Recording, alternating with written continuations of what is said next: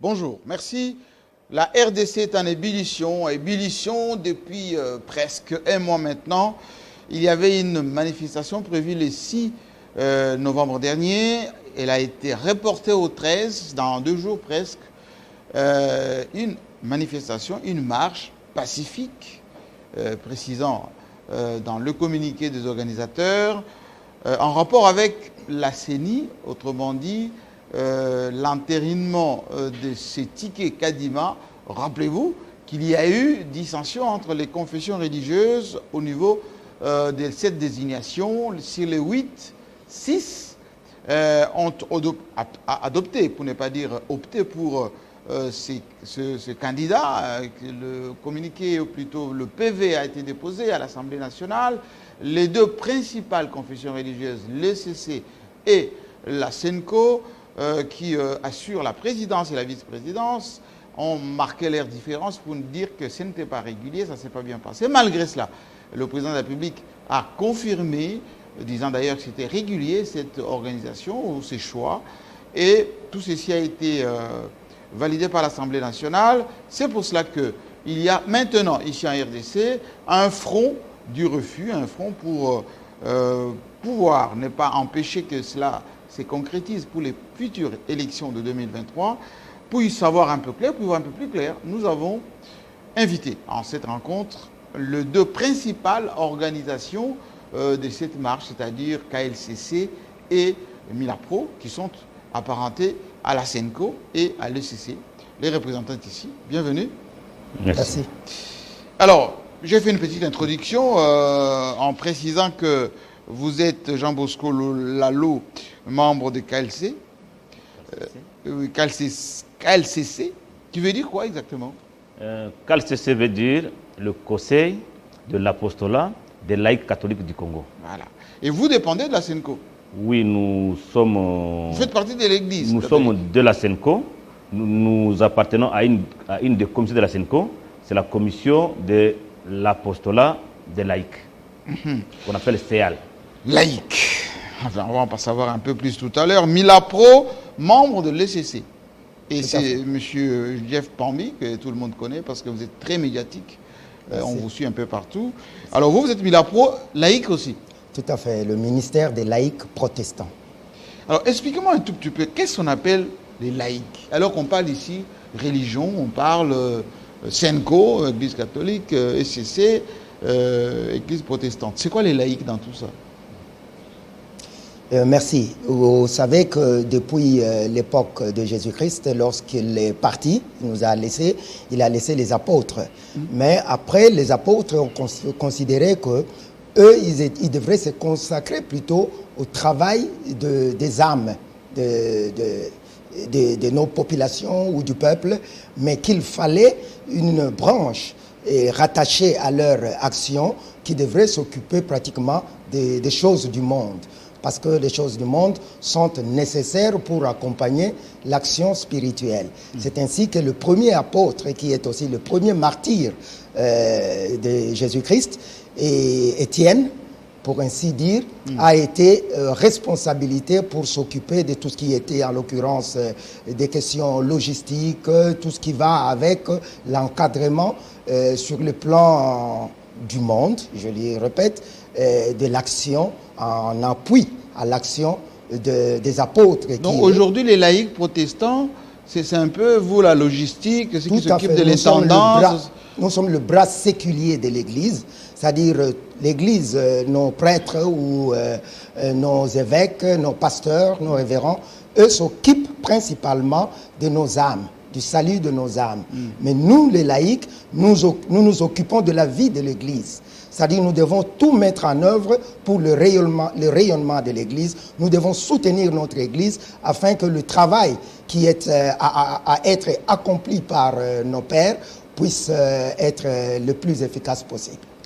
Et c'est la même chose chez les catholiques? Oui, un peu, mais pas totalement, parce que chez nous, il faut le dire, dès le début, l'Église appartenait presque pratiquement au clergé. Donc l'Église cléricale. Ça veut dire que c'est le prêtre, les évêques qui avaient tout sur l'Église. Et avec le Vatican II, il faut le dire ici, parce que c'est Vatican II qui a fait... Avec Jean-Paul II. Oui, Vatican II, Concile de Vatican II. Oui. Vatican II a fait entrer à l'Église une innovation importante. Et dans cette innovation, on a valorisé les laïcs. Les laïcs ne sont pas des prêtres. Et vous vous souviendrez que depuis longtemps, les messes étaient dites par le prêtre qui tournait le dos aux chrétiens. Vatican II, c'est le rite avant. Le Vatican II a fait que le dos aux adeptes. Voilà. Le Vatican II a fait que le prêtre soit à face des chrétiens. Et dès lors, on s'est dit que le chrétien fait partie intégrante de l'Église. Et le laïc a un rôle ou a une mission spécifique en dehors des missions qui sont celles des prêtres, des évêques ou du pape. Et lorsque chez nous, dans notre pays, ça fait de cela maintenant 37 ans, l'épiscopat congolais donc, a matérialisé cet appel de Vatican II à créer justement le CALCC. Donc le CALCC a été créé avec des missions très précises. Et parmi ces missions, les laïcs s'occupent du temporel de l'Église. Le temporel veut dire tout ce qui est la vie pratique, tout ce qui est la gestion du quotidien. Et ainsi, le laïcat a été défini par les enseignants de l'Église comme la voix du monde, en fait, la voix de l'Église dans le monde. Donc le laïcat, c'est la voix de l'Église dans le monde et la voix du monde dans l'Église. Et la mission principale du laïc est justement de vivre dans le monde et de le transformer justement par les enseignements qu'il obtient des évangiles. Donc les chrétiens deviennent ainsi la lumière, le sel de la terre et la lumière du monde. Voilà le laïc. Et donc aujourd'hui, tout ce qui est temporel, tout ce qui est l'administration, les affaires business, la politique. Ça, c'est vous. Ça, c'est nous. C'est vous qui gérez les banques de l'Église, le patrimoine de l'Église, c'est vous qui gérez les relations entre l'Église et les pouvoirs, avec les autres associations. Ça, c'est vous. C'est nous qui vivons, en fait, c'est nous qui vivons l'Évangile dans le monde. Donc notre rôle est de ramener ce que l'Église nous enseigne là où nous vivons. Et pour mieux le faire justement, il faut que nous puissions être à mesure de soutenir par exemple nos pères évêques dans leur démarche qu'ils mènent au quotidien pour que la vie du Congolais se transforme. La SENCO a été constante depuis le début jusqu'à aujourd'hui et la lutte actuelle que nous menons, c'est une lutte qui s'inscrit aussi dans le cadre des appels de nos pères évêques parce que vous savez, ils ont entamé une démarche, la démarche n'a pas évolué, ils ont des visions plus lointaines et aujourd'hui nous pensons que nous ne pouvons pas laisser nos pères évêques aller seuls, nous devons les accompagner et nous devons matérialiser les enseignements qu'ils nous donnent depuis longtemps. Alors nous allons vraiment parler concrètement de la situation de la République démocratique du Congo. Vous savez, vous êtes en train d'être suivi en ce moment par l'ensemble de la population, ici à Kinshasa, dans nos provinces, les Congolais de l'étranger, les étrangers qui nous suivent, et tout est focalisé autour de l'Église et catholique et protestante. Alors, question précise. La dernière actualité est que on vous avait reconnu, vous, l'Église, à Sun City, le rôle de choisir le patron, pour ne pas dire le président de la centrale électorale. Depuis, Malou Malou, jusqu'ici à Nanga, vous, Église catholique, vous avez toujours été contre. Ce qu'on vous reproche par l'IDPS notamment, et ceux qui sont au pouvoir, c'est que votre intransigeance a tendance à bloquer le pays. Et encore une fois, vous êtes en train de bloquer le pays. Vous les catholiques, avec le bras armé KLCC, vous. Chacun est libre de qualifier ce que l'Église mène comme mission de transigence ou du blocage du pays. Je pense que chacun est libre. Vous étiez contre Malou, vous étiez contre Ngoï Mulunda, vous étiez contre Nanga. Finalement, vous allez être pour qui? J'y arrive. L'Église catholique, les évêques réunis au sein de la SENCO, oui, ils veulent nous aider ou veulent aider le pays à rentrer dans une gouvernance basée sur des principes, basée sur des textes de loi. Rentrons à Sun City. Lorsqu'il y a un choix de l'abbé Manuel à Sun City, je pense qu'il faut dire que ce n'était pas encore l'Église comme on le fait aujourd'hui. À Sun City, c'était les acteurs de la société civile qui ont estimé que l'Église pouvait mieux jouer le rôle de la CENI pour organiser les élections aux acteurs politiques. Oui. Et cela a été fait à Sun City et non ici à Kinshasa et non pas à la SENCO. Malou Malou vient. de mémoire. Il vient, il commence le travail. Premier mandature de Malmalou n'a pas été trop agité. Mais l'Église, connaissant le rôle que le laïc doit jouer dans le temporel, déjà à l'époque, s'il faut le dire ainsi parce que c'est le principe, ça ne changera jamais, le temporel, c'est la mission réservée aux laïcs. Mais Malmalou a joué ce rôle-là en 2006. Nous en arrivons au choix de Ngoï Mulunda. Aujourd'hui, vous savez... Toujours vous. Ça sera encore nous, parce que c'était repère. L'ECC aujourd'hui, Milapro, mais l'ECC à ce moment était un peu tempéré avec Marigny. Mais vous, les catholiques, intransigeants. La SENCO reste, donc la SENCO, je dis, fonctionne sur base de principes. Et ces principes vont nous laisser, et nos enfants vont les trouver, et c'est ces principes-là qui peuvent nous aider à changer. Alors, on arrive à Ngoï Mulunda. On se retrouve pratiquement devant des scénarios similaires d'aujourd'hui, où le pouvoir veut amener quelqu'un de son obédience pour diriger la CENI. Et pratiquement avec Ngoï Mulunda, cela aurait été fait. Et la SENCO avait claqué la porte à l'époque. Oui. Et c'est ce qui était resté pour accompagner les 6 autres. Donc à l'époque, il y avait 7 autres contre SENCO seul.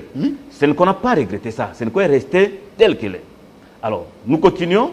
On arrive à Nanga. Même chose presque. La SENCO a eu même à quitter alors la plateforme. Comme d'habitude. Oui, mais justement, je dis le principe, on doit respecter. A même quitté la plateforme.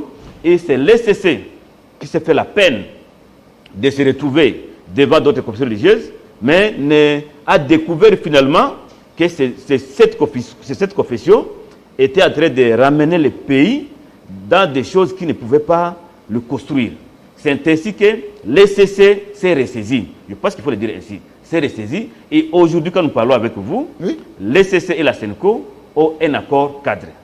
Cet accord cadre veut dire, est précisément basé sur la démocratisation de la RDC. Donc, ECC et SENCO se sont engagés. Donc, vous, SENCO, vous avez ramené l'ECC à votre intransigeance. On ne les a pas ramenés. À la preuve. Ils sont devenus l'appendice de la SENCO maintenant. Non, l'ECC a désormais découvert que tout ce qui se faisait avant, parce que ça n'a pas donné du fruit escompté, il fallait fouiller dans ce que SENCO a fait.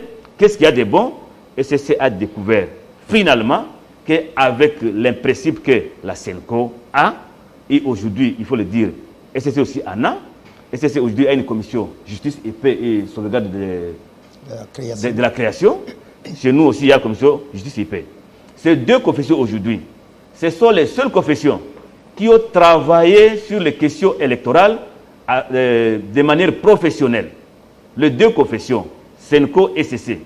Et lorsque nous voyons même les confessions religieuses, sur les 8 confessions, quand vous voyez SENCO et ECC, visiblement, vous les trouvez organisés, structurés, avec des branches de compétences donc, sans nombre, et cela permet... Est-ce que vous n'avez pas piégé la charte, la charte de ces confessions religieuses pour bloquer la tête, c'est-à-dire vous, SENCO, à la tête comme président, ECC à la vice-présidence, avec une espèce de droit de veto qui fait de vous, sans vous, rien ne bouge.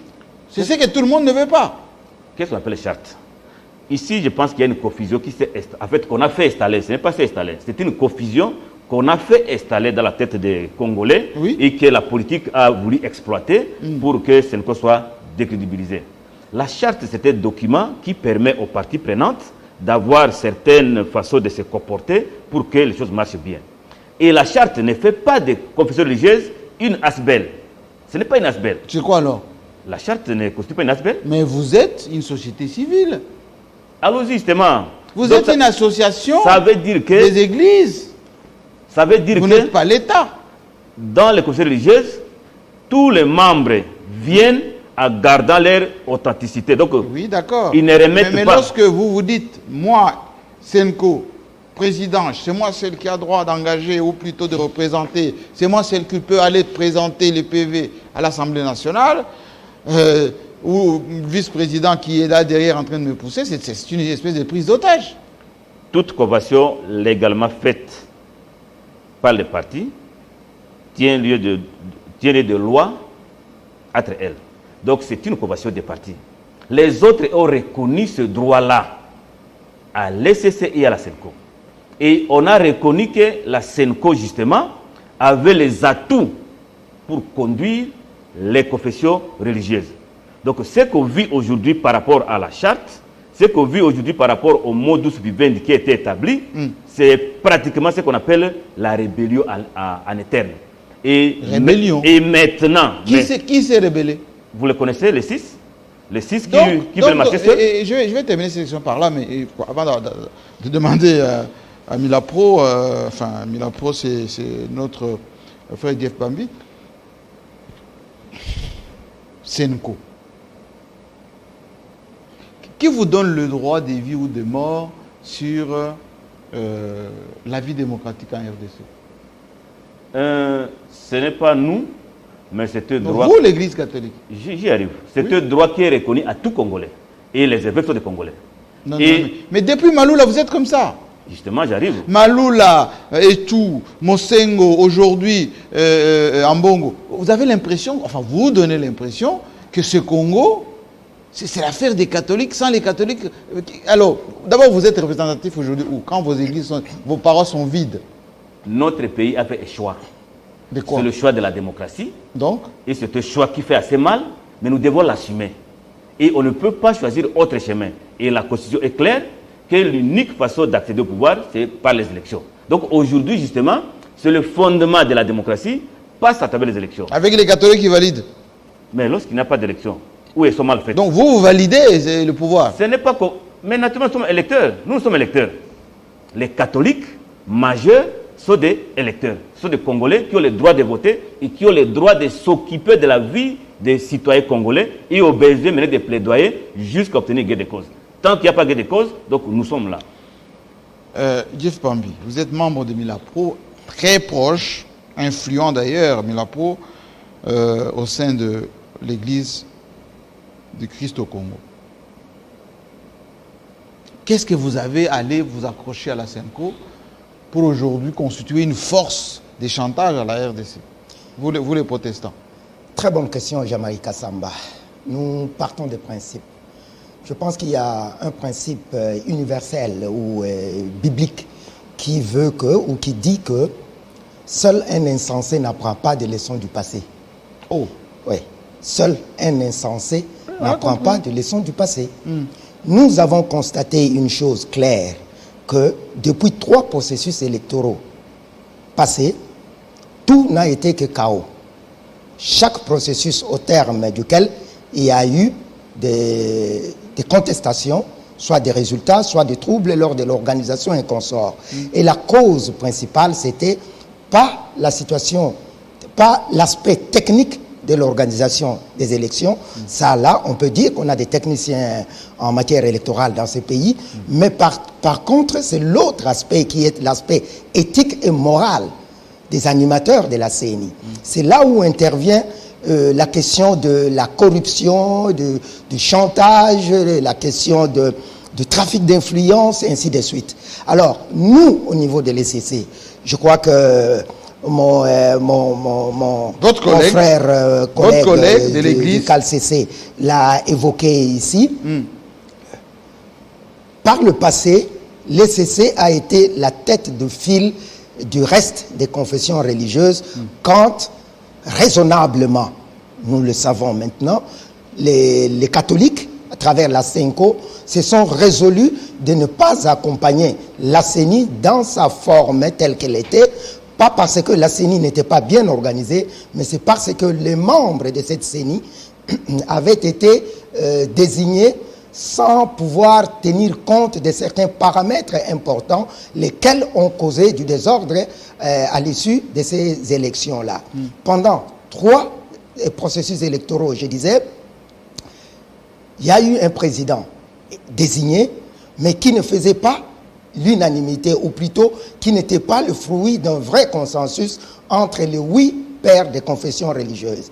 Et ce qui était le plus reproché à ces personnes, ce n'est pas leur connaissance technique, mais plutôt leur côté éthique et moral. Alors, je veux pas... parlons-en de l'éthique morale, s'il vous plaît, M. Pambi. Est-ce que tout ce qui a été demandé à Cholet, hein, mettez-moi la photo de Cholet, qui nous a dit il y a eu des audios, il y a eu des chantages, on nous a menacés. Le représentant de l'église des Réveils était ici, dans le même fauteuil. Il a dit, s'il a toutes ces preuves, il n'a qu'à les brandir, il n'a qu'à les sortir. Vous n'avez jamais sorti ces preuves. Tout à fait, Jamaïca. Vous, église protestante, église catholique, vous n'avez jamais sorti ces preuves. Vous attendez pour les sortir quand? Nous sommes des églises basées sur une certaine éthique. C'est-à-dire? Nous savons mais que... vous avancez des choses, il faut les prouver. Exactement.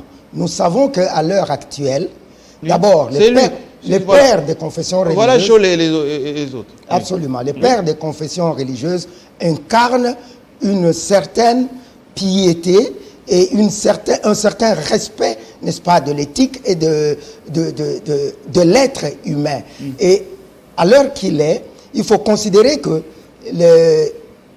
ces preuves-là dont il est question ici sont des éléments très sensibles qui pourraient ébranler nos esprits.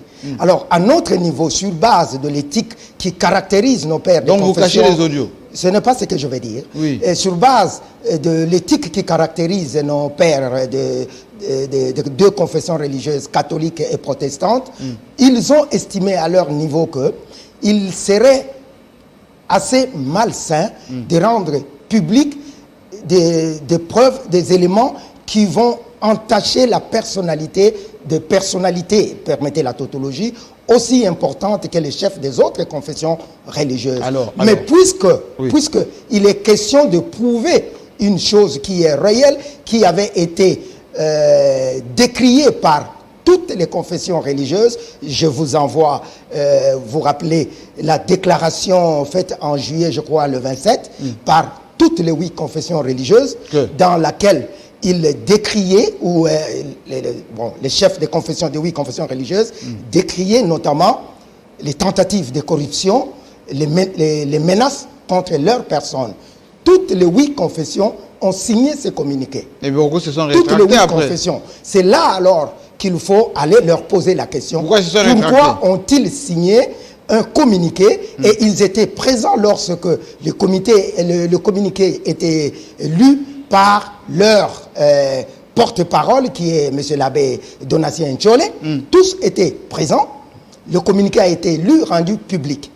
Qu'est-ce qui a poussé ces autres 6 confessions religieuses à se rétracter? Alors, on va faire une investigation.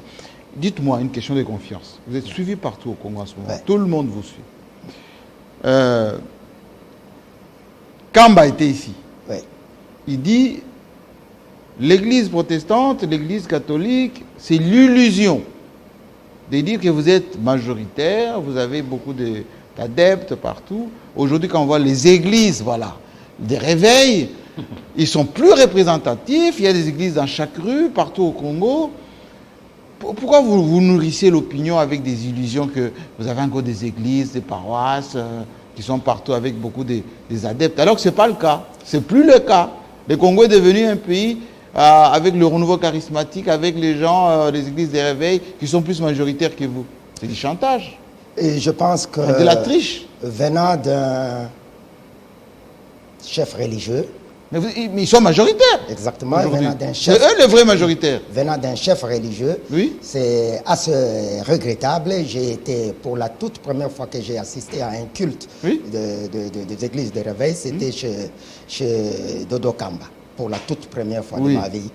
Et je vous assure que c'était le lancement... Mais tout le monde dit ça. C'était le lancement... L'IDPS dit la même chose. C'était le lancement d'un grand événement, le 101 jours. Et je vous assure que l'espace réservé à l'église n'était même pas plein. Ah bon? J'étais présent. Donc, c'est-à-dire cette histoire... C'est une guerre de chiffres alors? Non, on ne peut pas se battre en termes de leadership avec les autres. Bon, je le dis à Lingala. Aller sur toute l'étendue de la République. Aller sur toute l'étendue de la République. Chez les catholiques, c'est encore pire. Dans les paroisses, vous allez dans les messes comme ça, c'est la moitié de la salle. Les protestants et les catholiques représentent 80% de toutes les écoles. 80% 80% de toutes les écoles de la République. catholiques et Mais protestants. c'est dire que ces élèves-là sont des catholiques et des protestants. Catholiques et Moi, je peux être de l'église de Réveil, mais je viens chez vous. Je voudrais vous faire voir la grandeur d'une église. Et lorsque vous allez devant une église protestante ou catholique, ce n'est pas... Parce que l'église protestante et catholique n'a pas un chef, je ne sais pas comment dire... Vous avez le pape. Voilà. Donc, c'est-à-dire, vous ne verrez jamais la photo du pasteur Bokundowa, du révérend Bokundowa, devant la porte de l'église de l'ECC. Parce qu'après son mandat, le révérend Bokundowa passe, quelqu'un d'autre vient. C'est-à-dire, c'est une église universelle. Mais ce ne sont pas des églises du genre... entreprise, je ne dirais peut-être pas ça, mais entreprise privée, lorsque vous allez devant ces églises, vous voyez en grand la photo de son créateur, de son fondateur, et le nom de Jésus à peine s'il est cité. À peine. Oh, quand même. Non, allez-y, investiguez Jean-Marie Kassamba. Mais ce sont les bergers, on les appelle comme ça. Tant mieux, les bergers. Le grand berger ici, c'est Jésus-Christ. C'est lui que nous tous, nous adorons, c'est Jésus-Christ. Ce ne sont pas des individus. Raison pour laquelle... Donc la guerre des chiffres n'est plus valable. Non, quand vous comptez ce que vous n'êtes plus majoritaire, ça ne peut même pas se justifier. Catholiques et protestants mis ensemble représentent plus de 90% de la population congolaise. Les statistiques réelles, je me l'IDPS vous conteste ça. Tant mieux, mais l'IDPS... Ça, c'est dans l'air imaginaire. L'IDPS aujourd'hui ne serait pas ce qu'elle est sans ces églises-là. Ne serait pas là où elle est. Comment ça? Sans ces églises-là, l'UDPS ne serait pas au pouvoir aujourd'hui. Non. Vous vous rappellerez bien. Vous vous rappellerez les faits ECOFO. Parce que nous, à l'ECC, c'est peut-être là que j'étais où vous m'avez coupé. Nous, à l'ECC, nous avions un principe. C'est-à-dire que nous considérons ceux qui nous dirigent comme nos enfants, nos fils. Donc, un père peut venir à son fils et lui dire, là, tu marches mal. Et il le lui dit en face. Phénomène ECOFO. Rappelez-le-vous. Mais ECOFO, il avait un peu exagéré, il est sorti de son rôle de berger. Oui, mais qu'est-ce qui est à exagérer lorsque quelqu'un... Des propos comme ça devant lorsqu'un pasteur, inspiré par le Saint-Esprit, dit sa prière. Lorsqu'il dit, et il se réfère justement à l'événement. Qu'est-ce que c'était cet événement-là? C'était commémorer, n'est-ce pas, la mort de Mouzé Kabila. Et qu'avait dit Mouzé Kabila? Il avait une phrase célèbre, ne jamais trahir le Congo. D'accord, mais qu'on n'avait pas un peu fait du rafistolage pour sortir de son rôle et commencer à faire de la politique dans l'église. Tout ce que ECOFO avait dit, c'est remettre, disons, éveiller les consciences de ceux qui nous dirigent. Rappelez-vous la journée. On est en train de commémorer Mouzé Kabila qui nous disait de ne jamais trahir le Congo. Est-ce que vous assumez vos responsabilités? Est-ce que vous vous retrouvez dans cette phrase-là? En parlant avec condescendance comme ça sur les dirigeants? Mais tout à fait, nous sommes des pasteurs. Et un pasteur ne craint pas de dire la vérité à ses enfants. Il était manipulé par qui? Non, il n'était manipulé par une seule personne, c'est le Saint-Esprit. Trop facile. Alors, dites-moi, Jean Bosco Lalo, où est le rapport entre parler des choses de l'Église, de la Bible, avec une marche? C'est de la provocation. Je l'ai dit au début. Nous ne sommes pas les enseignants de la Bible à l'Église. Nous sommes des personnes qui mettent en pratique les enseignements de la Bible. En allant dans la rue?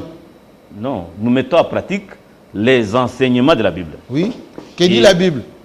Et dans les enseignements de la Bible, il est justement dit que devant et mal, il ne faut pas se taire. Devant le mal, on ne se tait pas. Et lorsqu'on se tait devant le mal, on sera complice de ce mal-là. Mais le mal, il est où lorsque eux, ils sont majoritaires? 6. Vous êtes que 2. Le président de la République a dit, ça s'est passé régulièrement. Il y a eu des réunions. Il fallait sortir par les consensus. Votre charte dit, s'il n'y a pas consensus, on passe par les votes. Vous, Senko, Kalsese, c'est même famille, vous avez fermé la porte, vous avez chassé ces gens. Ils sont partis à la Cimée là-bas pour se trouver une solution. Okay. Et puis, Mbosso vous a accordé 48 heures, 72 heures. Surtout la Senko, vraiment cramponné, parce qu'il y avait qu'à le cesser derrière pour aller chauffer la rue. On y est maintenant, la rue. C'est une très bonne question. Oui. Aujourd'hui, ce que l'opinion doit retenir, notre loi organique sur la CENI a été révisée. Nous avons une nouvelle loi sur la CENI, donc la loi organique de la CENI. Oui. Et dans cette loi, il y a des innovations sérieuses. Lesquelles? Même si peut-être on l'a fait sans faire beaucoup attention. Article 10, l'article 12. Ces articles, jadis, n'existaient pas. Mais aujourd'hui, ces articles ont verrouillé le processus. Donc ici, nous sommes dans un combat de droit, un combat de respect des textes. Et devant ces combats-là, on ne s'arrête pas. Avec nous ou sans nous, ce combat va continuer. Ça veut dire quoi? L'article 12, alinéa 3, article 10, alinéa 3 dit ceci. Oui. Je rentre dans le cadre des confessions religieuses, en dehors des chartes, parce que la charte est plus faible que la loi. Devant la loi, la charte disparaît. Ça, je pense que l'opinion doit l'être. Qu'est-ce que dit la loi? La loi dit ceci. Les confessions religieuses concernées par la désignation des invités de la CENI, ce sont des confessions religieuses qui ont une connaissance, en tout cas souligner sa connaissance, qui ont une expertise, souligner. Troisièmement, avérée. Connaissance et expertise avérée en matière électorale. Où est le rapport?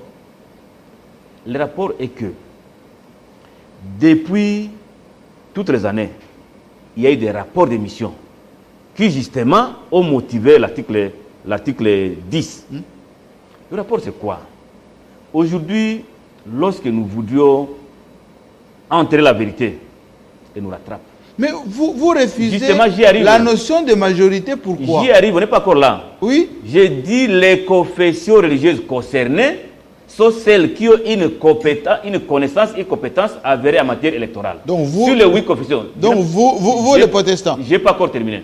Sur les 8 confessions religieuses, lorsque nous lisons les rapports, nous lisons les écrits, lorsque nous suivons ce qu'on appelle éducation civique, il y a des églises qui ont ces matières dans leurs activités. Et jusque-là, je donne ma main. C'est vous. Jusque-là, c'est d'abord nous, il faut le dire comme ça, c'est clair, c'est d'abord nous. Ensuite, il y a l'ECC à travers sa commission. Justice et paix. Paix. Troisième, s'il faut encore ajouter une, Oui. ce sont les musulmans qui eux aussi ont commencé maintenant à Mais intégrer. pas les églises de réveil, tout ça, J'arrive. Dodo Kamba. J'arrive. Les musulmans ont maintenant commencé à intégrer cette dimension dans leur communauté avec la commission aussi justice et paix. Et là, on sera 3. Mais les autres là, Oui. les autres là. Comment vous les appelez les autres là? Non. C'est dénigrant. Non, ce n'est pas dénigrant. Ben oui, les autres Alors, là. je retire ces mots. Oui. Les 5 autres, comme ça les gestes, dans leurs églises, Il y a quoi? je n'imagine pas un seul instant, il y a un espace pour parler de l'éducation civique. Alors, les 5 autres églises, la dimension de l'homme ne vit pas seulement De la prédication. de la prédication, pas seulement. De la parole. L'homme vit aussi, l'homme vit aussi de ce que, non, on doit aussi enseigner à l'homme. On doit le former comment vivre en société dans son intégralité. Donc l'homme était tout, c'est le corps et l'esprit. C'est là où interviennent les œuvres sociales, c'est là où reviennent les enseignements sur la démocratie. Ce sont des missions qui rentrent encore à l'église. Mais maintenant, ces confessions-là, les autres, les 5 autres, dans leur communauté, j'aimerais savoir quelle est la confession où on a abordé, où il y a eu un programme. Parce qu'en fait, on ne peut pas... Mais quand vous vous réunissez avec eux, là, vous savez bien qu'ils n'avaient pas cette expertise. Non. Pourquoi vous êtes réunis? Non, c'est la loi organique, qui a été votée récemment, c'est au mois de... C'est quel mois? C'est la loi récente qui a... Le Tundu, là. Qui a évidemment recadré les choses. Et il en a été autant pour les autres acteurs de la société civile.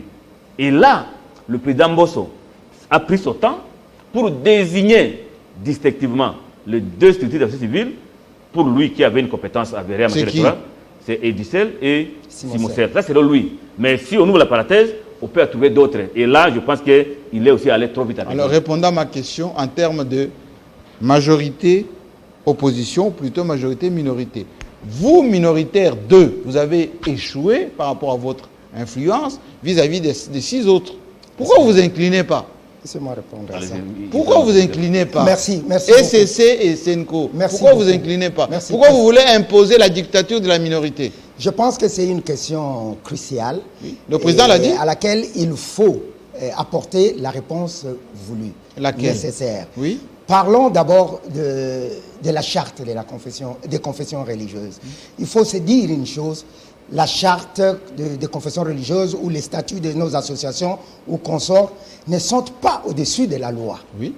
Les statuts et chartes et consorts sont faits pour usage interne. Et il y a la loi qui vient au-dessus de tout. Et ici, le statut de la charte des confessions religieuses dit en son article 17 que la voie privilégiée pour les décisions, c'est le consensus. Mais en cas de non-consensus, il faut passer au vote. Clair. Mais maintenant, qu'est-ce qui s'est passé réellement? Il faut partir du commencement. Tout a été biaisé par le bureau de l'Assemblée nationale. Biaisé? Je dis biaisé. Par le bureau. On vous envoie une procédure biaisée d'avance. Absolument, c'est tout ce qui a bloqué le mécanisme. Pourquoi je vais vous expliquer cela, en tout cas à l'intention de ceux qui nous suivent. Oui, expliquez. Tout est parti de l'invitation lancée par le président de l'Assemblée nationale. Cette invitation aux parties prenantes pour procéder à la désignation des membres, de leurs membres respectifs à la CENI. Le président de l'Assemblée nationale doit le faire. En fait, c'est l'article 12 de la loi organique portant organisation de la CENI qui donne ce mandat ou ce pouvoir au président de la CENI de s'atteler à cet exercice. Mais maintenant, ce même article dit au président de la CENI, vous le faites conformément à l'article 10. Et que dit l'article 10 de la même loi? Oui. L'article 10, dans l'ensemble, parle de membres de la composition de la CENI. Tandis qu'en son point 3, il dit explicitement ceci. Les confessions religieuses et les organisations de la société civile concernées sont celles ayant, 1, une personnalité juridique, 2, un ancrage sur le terrain, 3, une expérience et 4, une expertise avérée. Exactement. C'est ce qu'il a dit. Exactement. C'est là où intervient votre chantage. J'en viens. Non, ce n'est pas un chantage. Alors, qu'est-ce qui se passe? Au niveau de nos pères des deux confessions religieuses, catholiques et protestantes, il était question de préserver, parce que le processus était déjà biaisé. Qu'est-ce qui se passe au président de la CENI, de l'Assemblée nationale?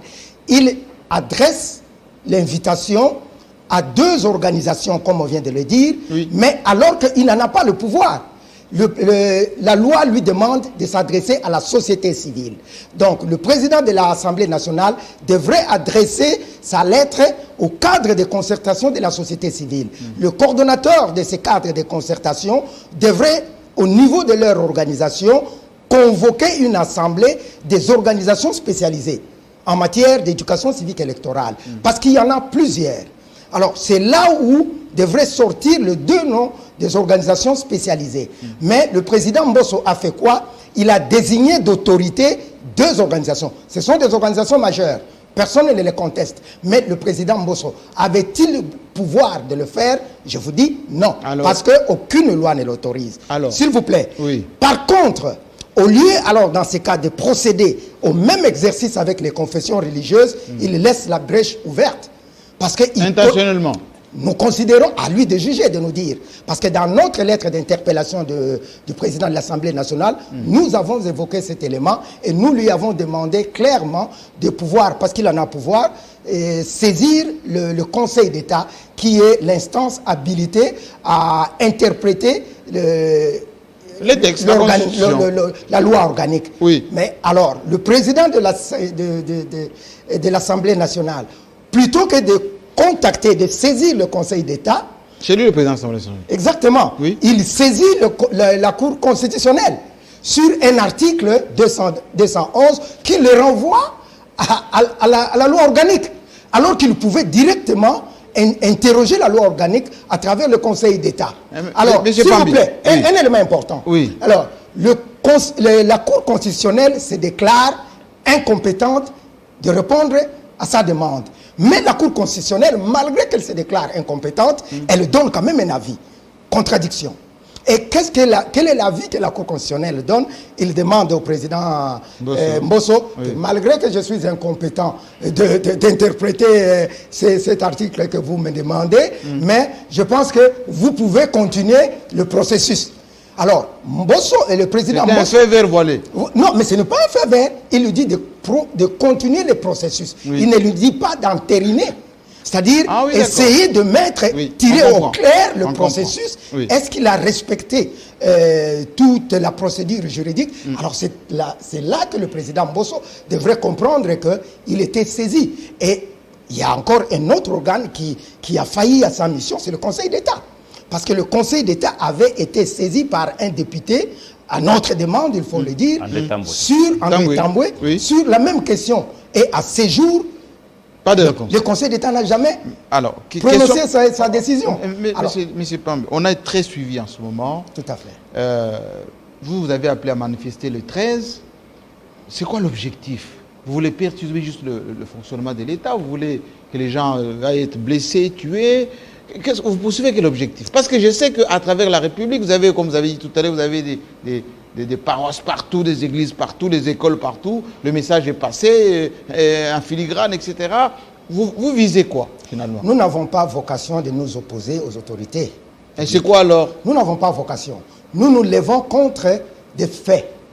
Mais pour obtenir ici, quoi? Non, pour obtenir à ce que ce pays, pour une fois, nous avons, vous savez, le peuple congolais, Jean-Marie Kassamba, était rempli d'espoir lorsqu'il a vécu pour la première fois de son histoire l'alternance au sommet de l'État. Vous êtes déçu là? En dépit, le peuple congolais est déçu, allez dans la rue.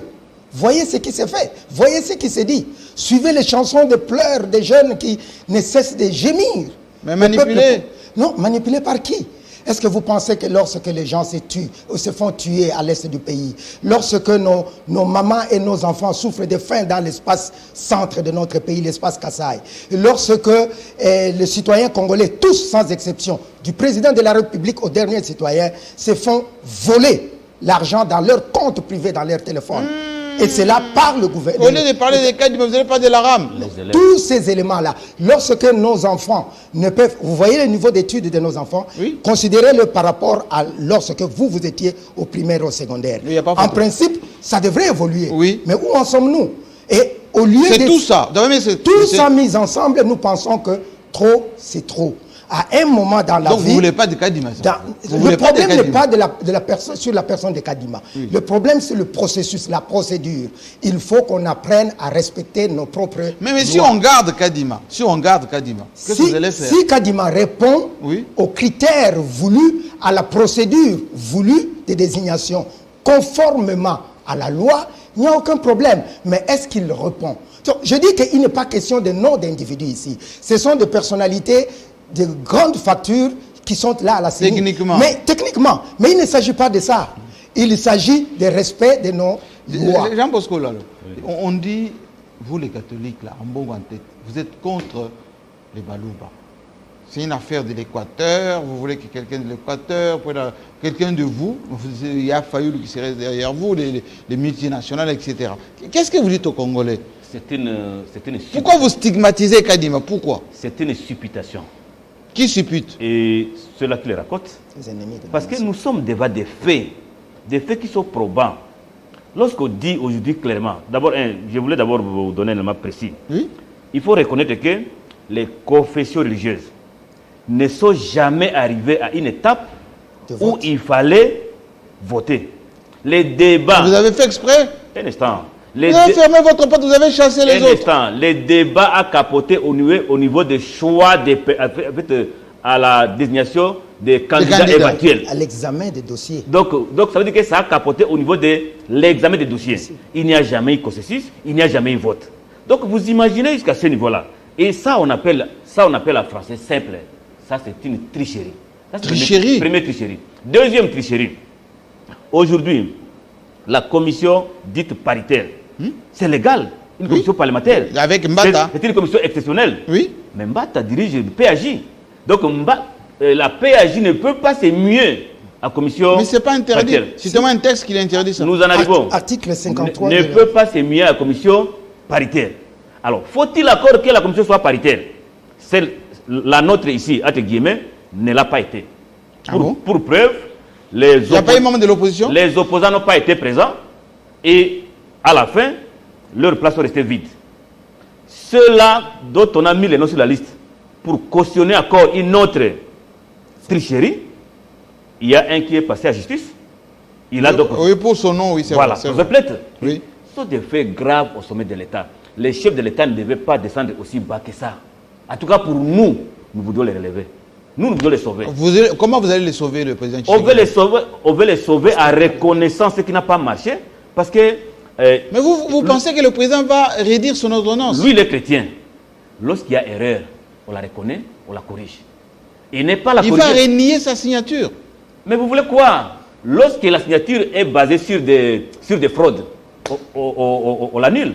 Parce qu'à droit, les fraudes corrompent tout. Donc à ce stade-là, notre démarche consiste à sauver les chefs de l'État. Ça, moi je le dis de bonne foi. Bon, admettons, parlons vrai. Et le 6, vous avez appelé, les associations proches de l'IDPS ont appelé, vous avez fui les 6. Si les 13, vous n'avez personne dans la rue, ça sera la honte? Personne ne veut dire quoi? Parce qu'au moins nous serons, par exemple moi au moins je serai là. Personne ne veut dire oui, mais si vous êtes 22, on est quand même 120 millions. Mais déjà à Réunion, on est plus de ça. Déjà à Réunion, on est plus de, mais à Kinshasa, de 300, 400, 500. On a vu des gens faire flop. Hein? Alors ça, il faut attendre le samedi. Ça, attendez après le samedi. C'est des bas conviés pour après samedi. Vous allez payer combien aux gens, aux jeunes, surtout aux jeunes de venir? Ici aujourd'hui, c'est une question de choix de valeurs. Et nous nous battons pour des questions de valeurs. Et si tous les Congolais ne reconnaissent pas les questions qui sont soulevées, les questions pour lesquelles nous voudrions demander au chef de l'État de revoir sa position, je pense que ce pays ici va tout droit dans les trous, dans les gouffres. Ça c'est une menace.